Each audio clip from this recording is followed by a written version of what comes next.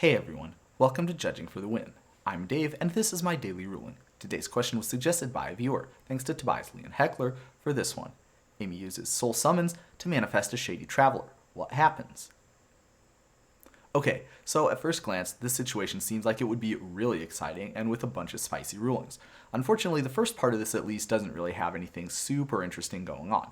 There's absolutely no difference at all in the procedure for manifesting a card, whether it's a double-faced card or a normal one.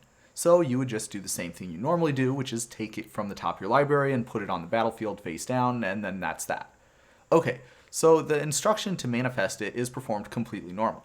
But I did want to point out that while it's face down, it's not going to have any abilities. So that means it's not going to have daybound or nightbound, and there's not going to be any instruction telling you to transform this card if it's not the correct time of day or night. And that's good because you can't transform a face down double faced card anyway. Any instruction to do so would just not happen.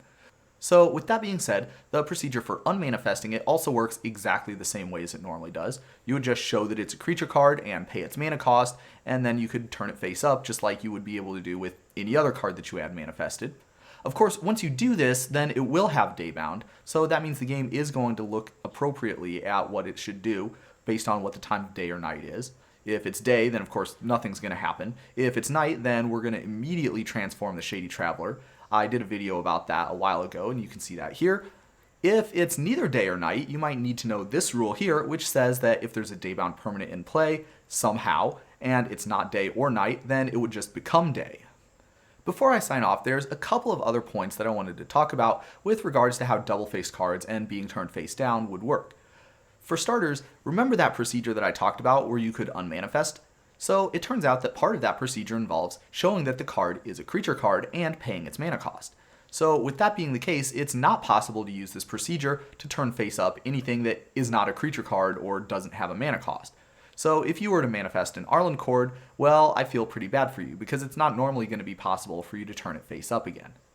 The other thing that I wanted to talk about is what would happen if you had a double-faced card, like Shady Traveler, already on the battlefield and something tried to turn it face down, like maybe an Ixidron. And so we've got a rule that covers that situation pretty well. If it's face up on the battlefield, then you are not able to turn it face down. And so the instruction to do so would just be ignored. Your Shady Traveler would look around and see, hey, wonder why everybody else is face down now. I guess the idea is that if it doesn't have a back face, you can't really turn it face down. And that's all I have for you today. How did you do? Join me again tomorrow for another daily ruling, but until then, I hope you have a great day.